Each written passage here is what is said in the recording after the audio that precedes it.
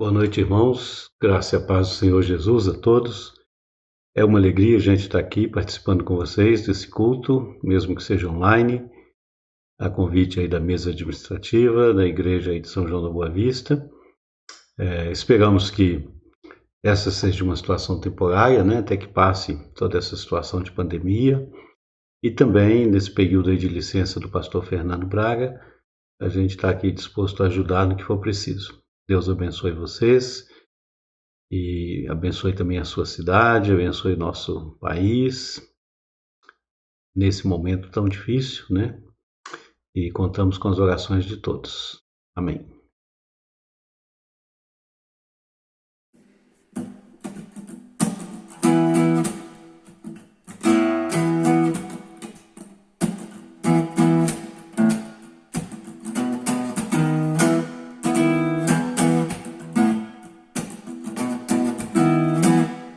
Jesus, em tua presença, reunimos-nos aqui, contemplamos tua face, rendemos-nos a ti, pois um dia a sua morte trouxe vida a todos nós, nos deu completo acesso ao coração do Pai.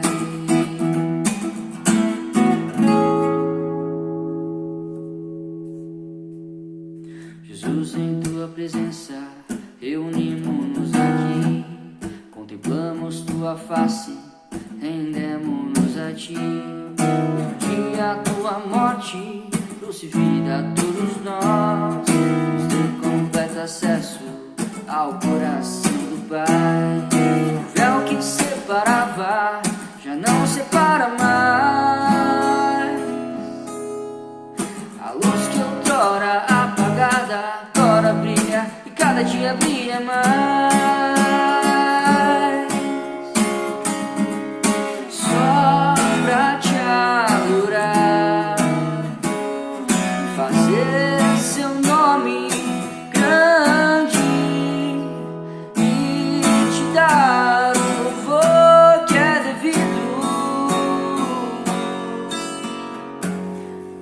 Estamos nós aqui.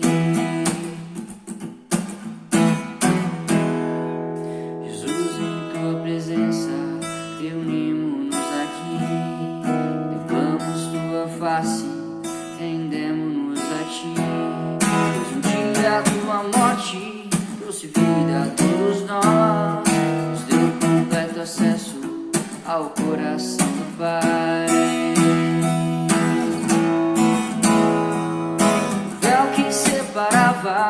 Já não separa mais, a luz que outrora apagada agora brilha, cada dia brilha mais.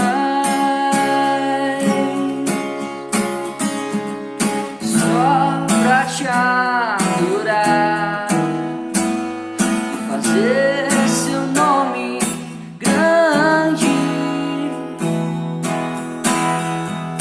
e te dar o louvor que é devido. Estamos nós aqui.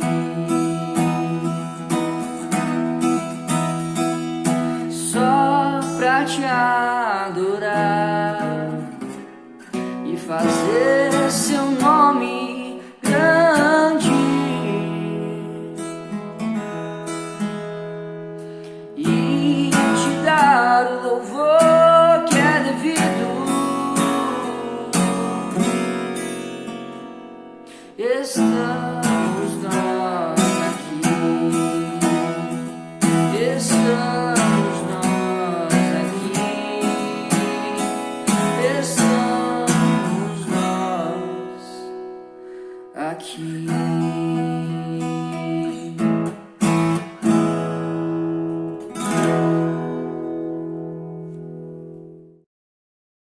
Pessoal, essa segunda música,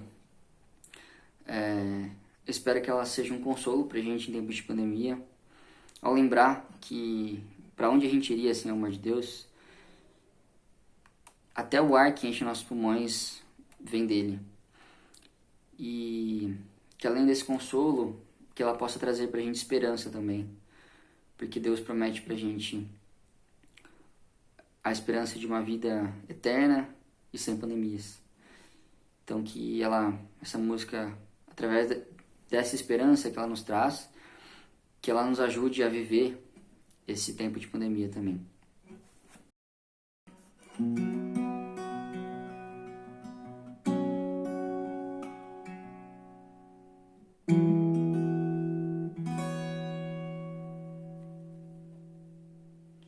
Muito além de mim, maior, e ainda assim comigo teu amor insiste até o fim. Me diz por onde ir, e mesmo quando a noite vem, seguro estou em ti. Muito além de mim, maior, e ainda assim comigo teu amor me encontra até aqui em minha solidão. E mesmo quando a noite vem, meu canto sobe a ti.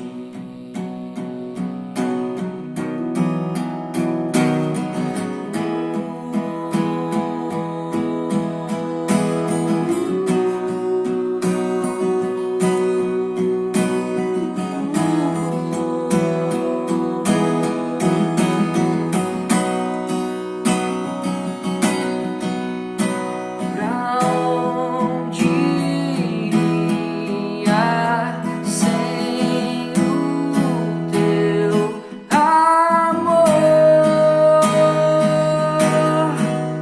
Quem sou eu pra questionar se até o ar enche meus pulmões? Vem de ti, não é meu,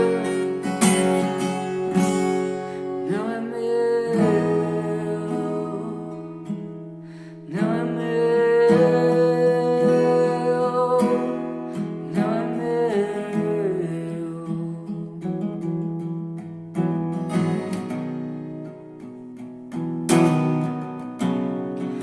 Muito além de mim, maior, e ainda assim comigo teu amor insiste até o fim. Me diz por onde ir, mesmo quando a noite vem, seguro estou em ti.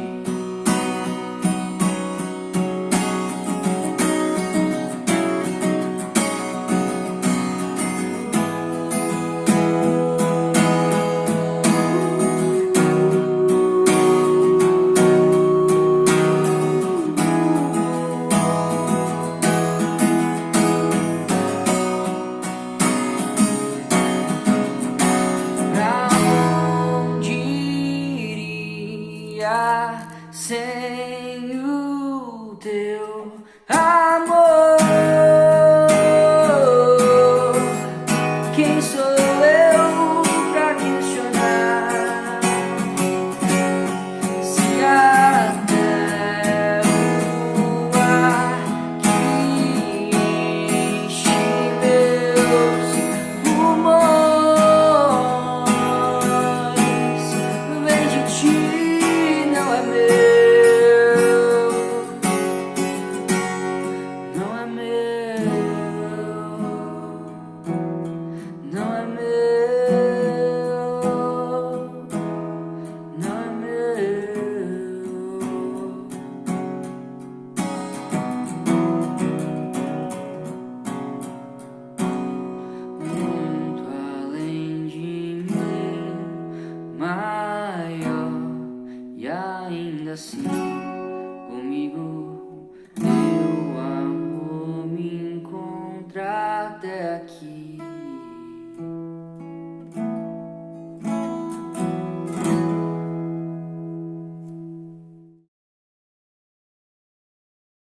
Muito bem.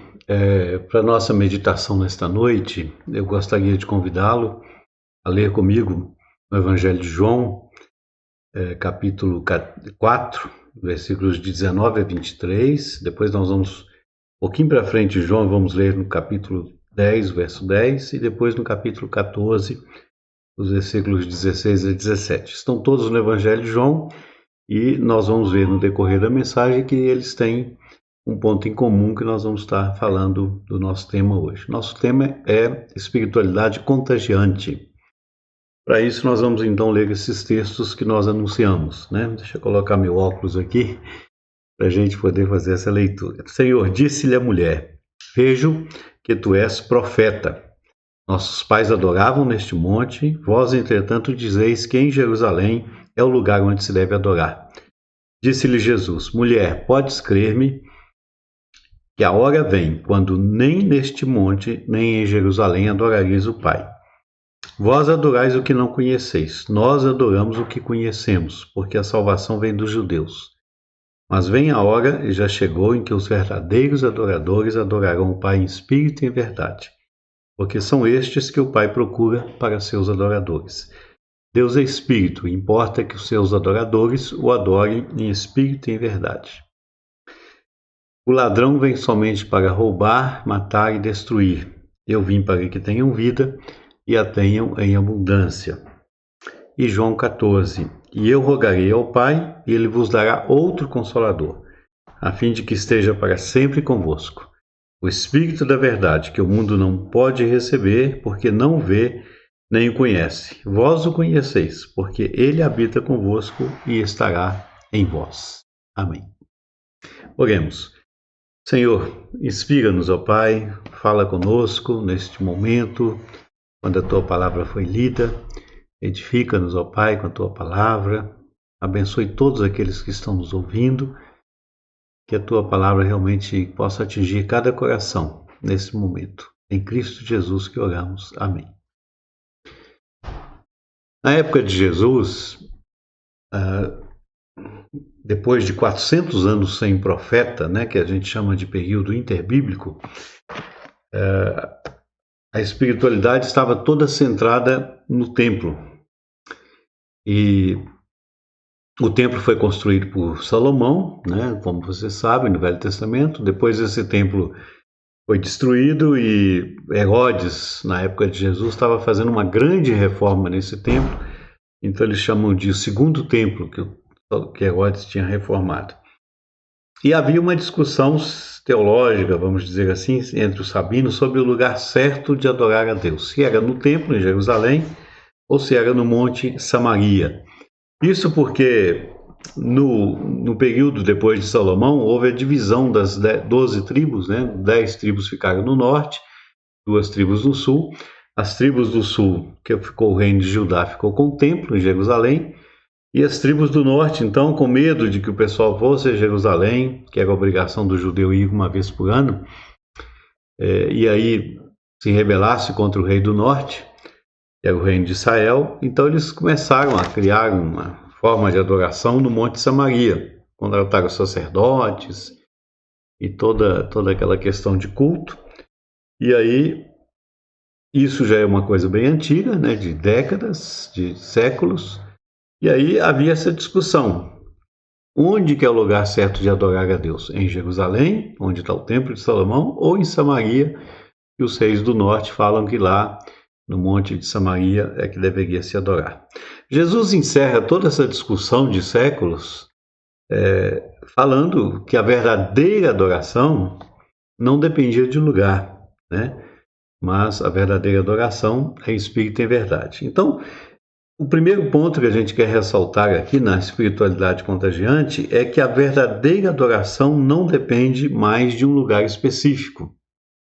Nós não precisamos ter um lugar específico em que temos a certeza de que Deus está naquele local e só ali que vamos adorá-lo, né? Com Jesus, adorar a Deus não dependeria mais de um lugar sagrado, mas de um coração convertido, onde o reino de Deus se instala. Passamos a ser o templo do Espírito Santo. pois a promessa de Jesus se cumpriu em Pentecostes, quando ele disse que o Espírito Santo viria e habitaria em nós, conforme nós lemos em João 14. Eu rogarei ao Pai e ele vos dará um Consolador. Então, como templo do Espírito Santo, podemos adorar a Deus em espírito e em verdade, independentemente do lugar. Então, eu não preciso ir mais ao templo em Jerusalém, eu não preciso ir mais a um local sagrado, seja Meca, seja Jerusalém, seja Roma, ou seja, num templo construído aí na sua cidade, porque Jesus diz que a qualquer hora, em qualquer lugar, onde eu estiver, eu posso adorar a Deus. Então, a adoração passou de um dia por semana a todos os dias. E a adoração passou de um momento para todos os momentos, 100% do meu dia, 100% do meu tempo, onde eu estiver, em que lugar eu esteja, eu adoro a Deus. Até o século III, a igreja existiu sem templo. Quando nós estudamos a história da igreja nesse período todo, a igreja existiu sem templo até o século III. E ela não era uma instituição organizada também, né? Não havia nomes, não havia placas, não havia locais. Então, ela não tinha um lugar específico de adoração. Normalmente se reuniu nas casas, né? Paulo escreve isso nas suas cartas, falando das igrejas que estão nas casas dos irmãos. No livro de Atos também há várias referências, né? E ela continuou assim até o século III. Mas no século III, um grande imperador que conquistou o poder, chamado Constantino, mudou essa história, né? Constantino tomou o poder em Roma e ele declarou, a partir do momento que ele assumiu o Império Romano, ele resolveu declarar o cristianismo como religião oficial. E a história é longa, né? Ele teve uma visão, o cristianismo já estava em todos os lugares, já existia cristãos todos os níveis do Império Romano e em Roma. Então Constantino resolve declarar o cristianismo como religião oficial do Império Romano. E aí começou um processo de institucionalização. E a partir do século V e VI, a igreja começou a usar os templos, né, como local de adoração. Em alguns lugares ela passou até a usar templos pagãos, como no norte da África, porque esses templos também foram abandonados e os romanos dominando todo mundo, e alguns desses templos foram usados. E mais para frente, a Igreja Católica passou a ser a única igreja reconhecida, né, Igreja Católica Apostólica Romana. Todo mundo sabe o significado desse nome completo. E ela passou a exercer uma autoridade absoluta entre os homens, né, se dizendo aquela que era a mediadora dos homens aqui na Terra.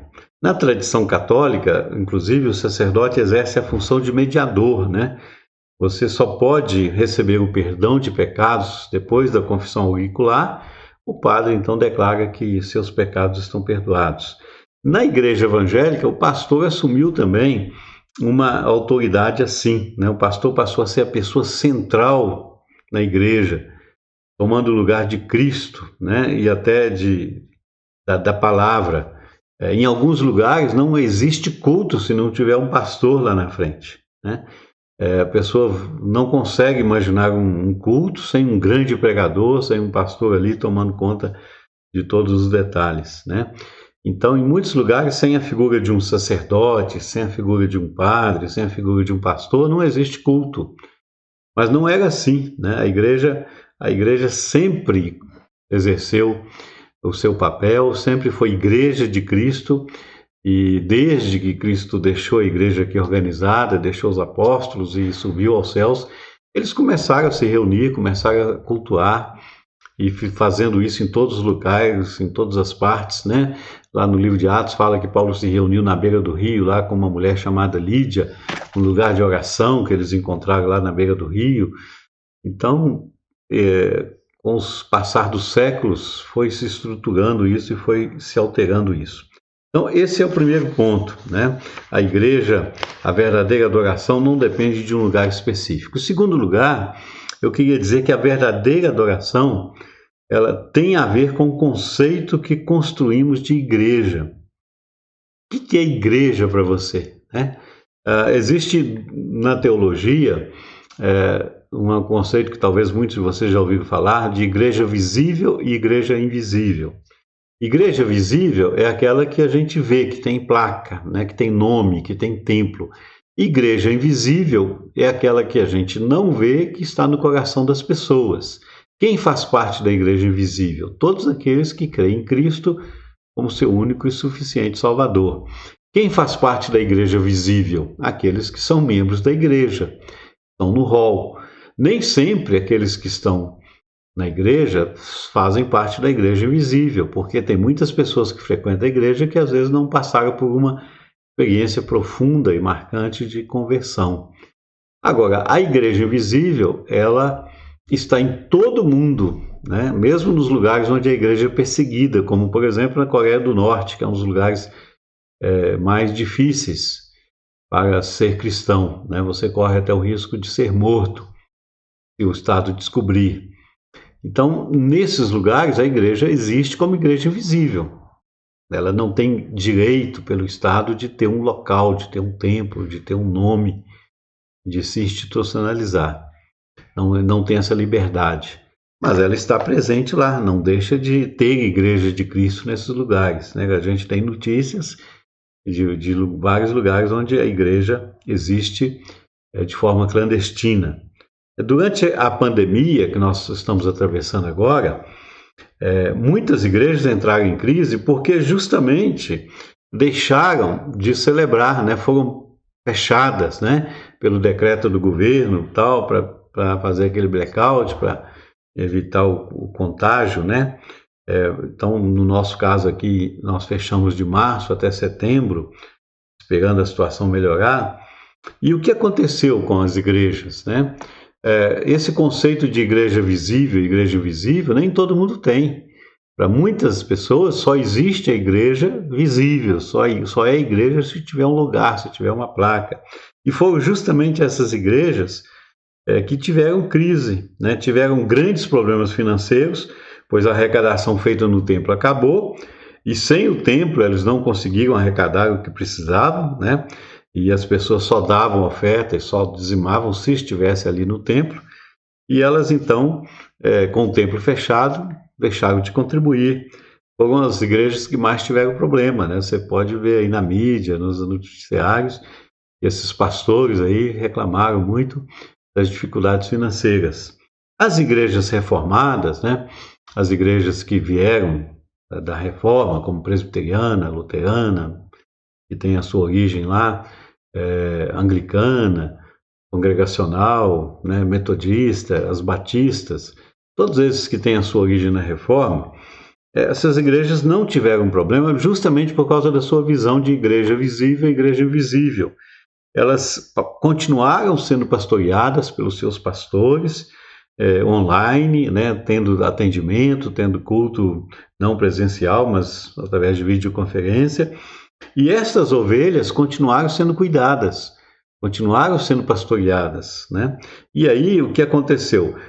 Essas igrejas não tiveram muitas dificuldades, nem financeiras, né? No nosso caso aqui, da igreja que eu estava pastoreando ano passado, a nossa arrecadação em 2020 foi um pouquinho maior do que a de 2019, inclusive.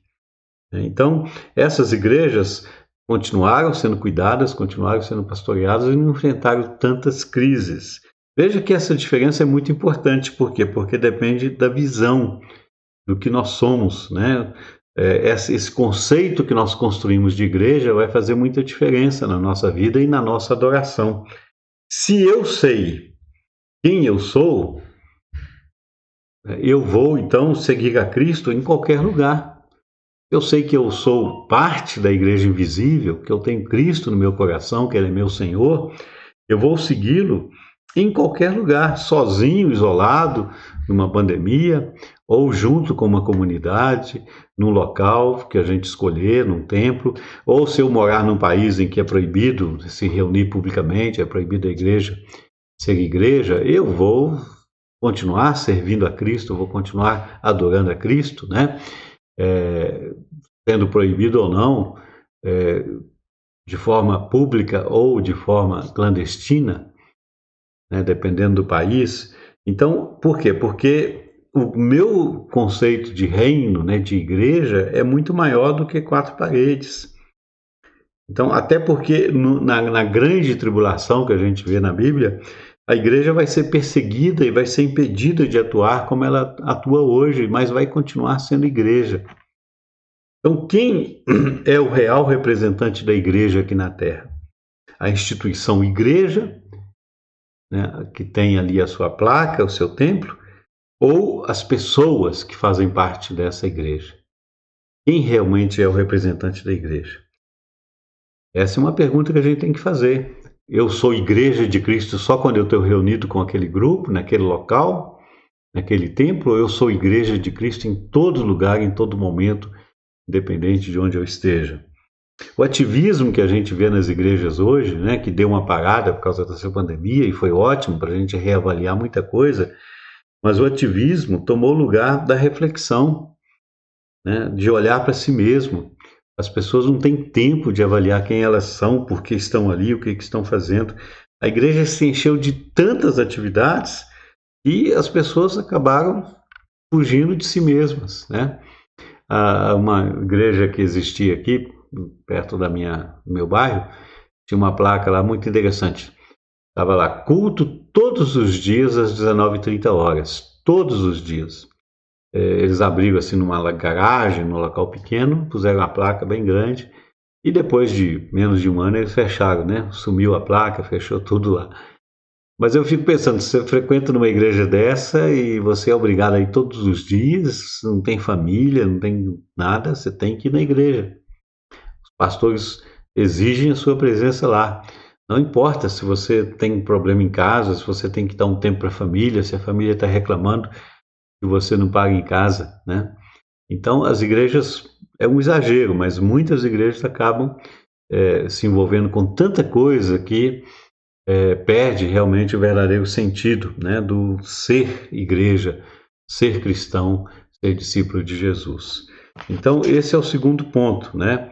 Qual o conceito que a gente tem de igreja? O que é ser igreja de Cristo? O verdadeiro adorador, que pratica a adoração correta, verdadeira, ele tem um conceito correto do que é ser igreja, do que é ser o corpo de Cristo. E em terceiro e último lugar, a verdadeira adoração leva o adorador a ser verdadeiro discípulo de Cristo. Eu fiz uma enquete uma vez pela internet e eu perguntava para as pessoas o que significa ser cristão hoje.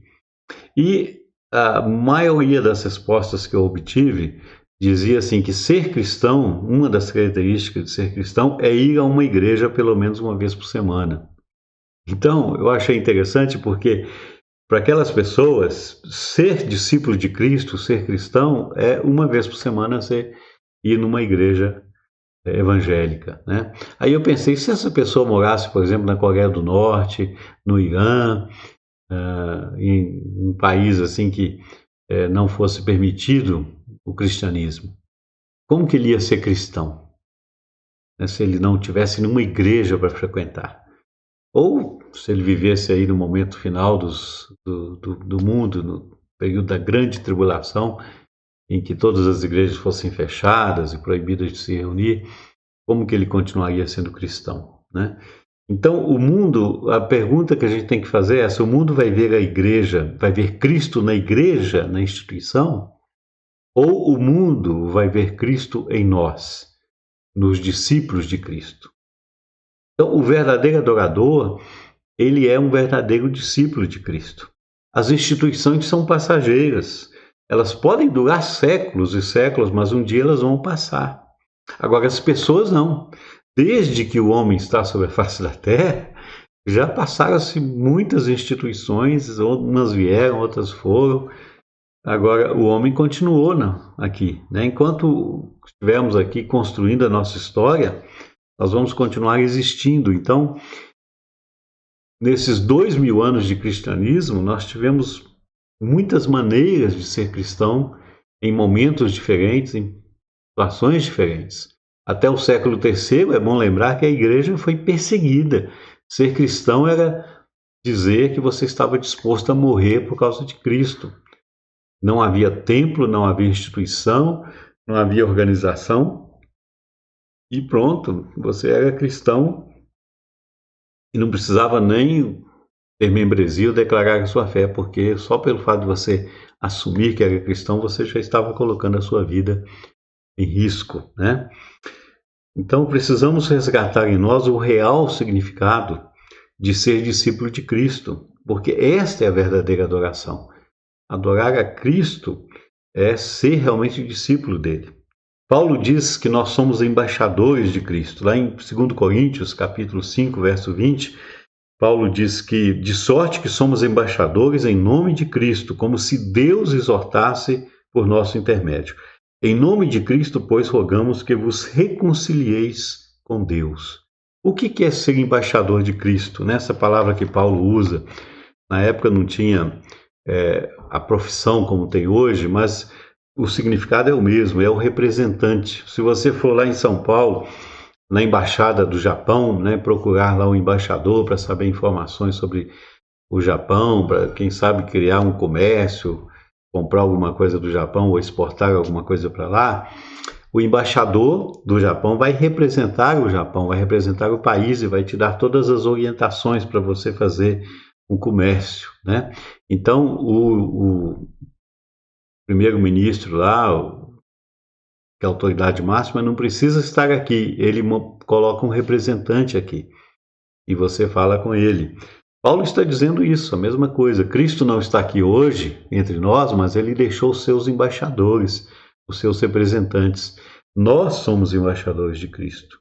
Então, ou seja, nós e não a instituição, somos os representantes de Cristo neste mundo. A igreja é ótima que ela esteja ali naquele local, né, num templo bonito, no centro da cidade ou num bairro, mas que tenha uma torre bem grande para todo mundo ver. É muito bom isso, mas ela, durante a semana fechada, não representa Cristo. Quem representa Cristo somos nós que frequentamos essa igreja, que fazemos parte daquela comunidade. Então, somente os verdadeiros adoradores, os que são a habitação do Espírito Santo, poderão ser os embaixadores de Cristo. Então, ser discípulo de Cristo é viver como Cristo, em qualquer hora, em qualquer lugar e, mais ainda, em qualquer situação.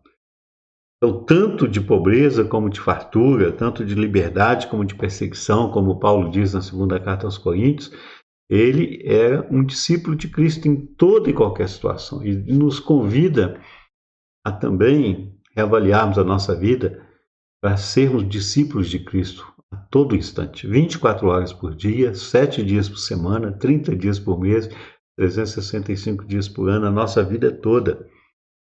Então, o verdadeiro adorador é um verdadeiro discípulo. E eu queria então concluir essa nossa mensagem fazendo 3 perguntas que eu gostaria que você pensasse nelas e refletisse nelas. Primeira pergunta: neste momento de pandemia e isolamento social, você sente mais falta das reuniões da sua igreja ou da comunhão com os irmãos da igreja? Então, uma pergunta que eu gostaria que você pensasse, né? Nesse momento que a gente está aí sem se reunir, tivemos isolamento, né? Você sente mais falta de quê? Das reuniões da igreja ou da comunhão com os irmãos? Essa pergunta é muito importante para você refletir quem é você dentro desse corpo de Cristo, dentro dessa igreja. O que ela significa para você. A segunda pergunta que eu gostaria que você refletisse: como você pode ser um verdadeiro adorador mesmo sem participar de um culto presencial em sua igreja? Ou seja, você acha que você adora a Deus só quando você está lá no culto, cantando hino, cantando cântico? Ou você acha que você pode ser um verdadeiro adorador mesmo quando você não está lá no culto?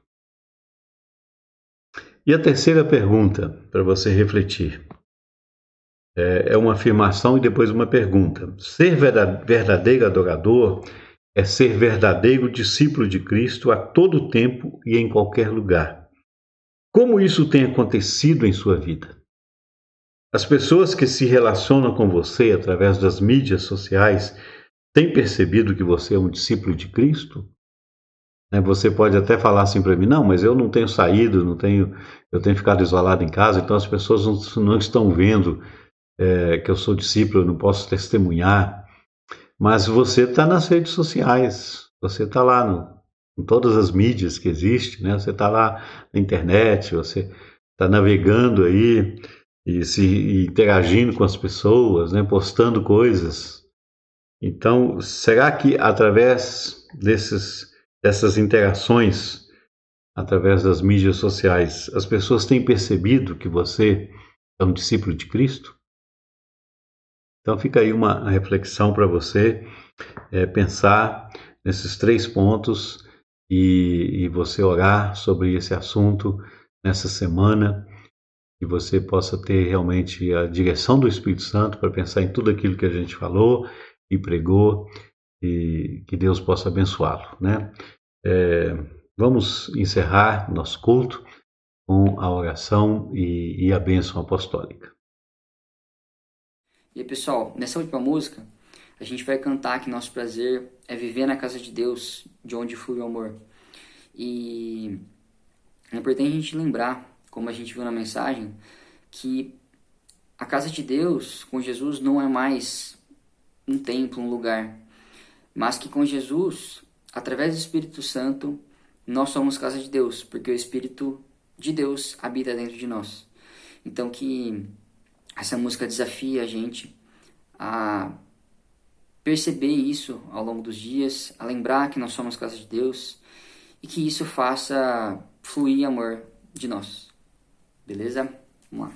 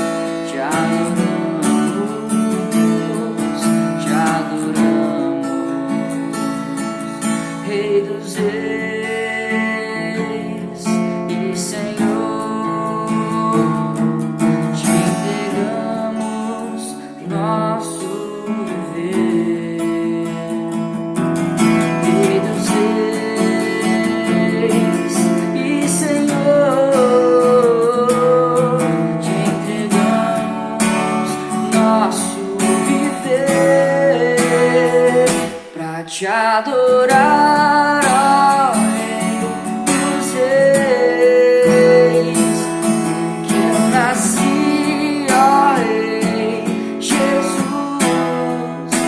prazer é te louvar, meu prazer é estar nos atos do Senhor, meu prazer é viver na casa de Deus, onde flui o amor, onde flui o amor,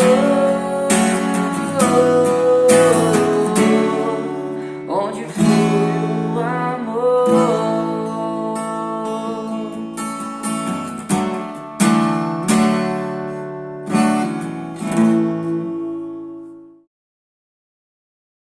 Vamos orar e depois da oração estarei impetrando a bênção sobre a sua vida. Nosso Deus e nosso Pai, obrigado porque Jesus nos ensinou o que é a verdadeira adoração. Sabemos, ó Pai, que nós precisamos sair das quatro paredes, precisamos viver neste mundo como verdadeiros discípulos, ó Pai, adorando o Senhor em espírito e em verdade, adorando através da nossa vida, dos nossos pensamentos, do nosso trabalho, da nossa família, do nosso dia a dia, em tudo que somos, em tudo que fazemos, podemos honrar e glorificar o Teu nome, ó Pai. Abençoe as pessoas que estão ouvindo, ó Pai, essa mensagem.